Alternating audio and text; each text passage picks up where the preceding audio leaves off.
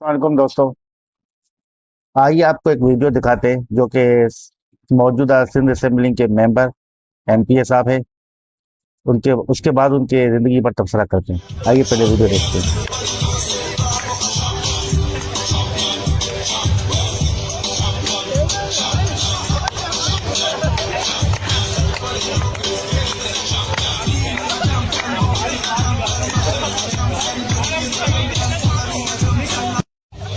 तो देखा नाज़रीन, इस वीडियो में जो आपको शख्स नज़र आए रेड शर्ट के अंदर, रेड टी शर्ट के अंदर, वो कोई और नहीं, सिंध असेंबली के एमपीए इंजीनियर सैयद ओस्मान साहब है।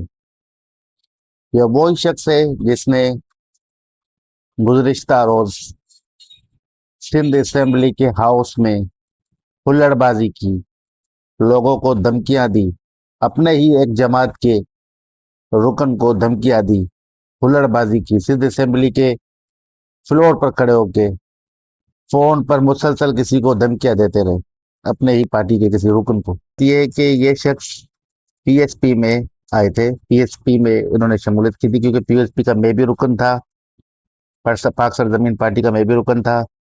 पीएसपी के एक फाउंडर मेंबर थे, नेशनल काउंसिल के मेंबर थे, लेबर डिवीजन के मेंबर थे, सॉरी लेबर डिवीजन के प्रेसिडेंट थे, और पाकिस्तान ऑर्गेनाइजिंग कमेटी के भी मेंबर थे, जो जिनका नाम है तौकीर भाई।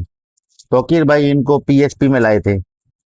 ये पीएसपी में कोई शानदार कारकर्दगी के लिए नहीं लाए गए थे, ये पीएसपी में शानदार परफॉर्मेंस के लिए लाए गए थे, ताकि ये पीएसपी के अंदर शानदार डांस कर सके, पीएसपी के लोगों को, पीएसपी के कारकुनान को एंटरटेन कर सके। तो डिस्ट्रिक्ट कमेटी ईस्ट जो अनाउंस हुई थी, उसमें सैयद ओस्मान को भी शामिल किया गया था। इसमें मैं भी शामिल था, सैयद ओस्मान भी शामिल थे और दीगर अराकीन भी शामिल थे। 33 रुकनी कमेटी थी ये। 33 रुकनी कमेटी में से कोई भी ऐसा शख्स अपने साथ एक बंदा नहीं लाया। उसकी इतनी कैपेसिटी, इतनी विड्थ नहीं थी कि वो अपने इलाके से किसी को अपने साथ ले आते। जो सिंगल पर्सन लोग थे और उनको अनाउंस किया गया। मैं तो फिर भी पाक सरजमीन पार्टी की तरफ से मुझे 11 सी बस दी गई थी, जो कि मैं चनेसर गौर से सिंधी, बलोच और दीगर कौमों के लोग भरकर लेकर आया था, तो डिस्ट्रिक्ट ऑर्गेनाइजिंग कमेटी के अनाउंसमेंट पर। तो मैं ये बड़ा इस बात पे हैरान हूँ कि जो पाक सरजमीन पार्टी में अपने साथ एक शख्स भी, एक अफराद भी नहीं ले आ सकते, और वो उनको एमक्यूएम के प्लेटफॉर्म से एमपीए बना दिया गया।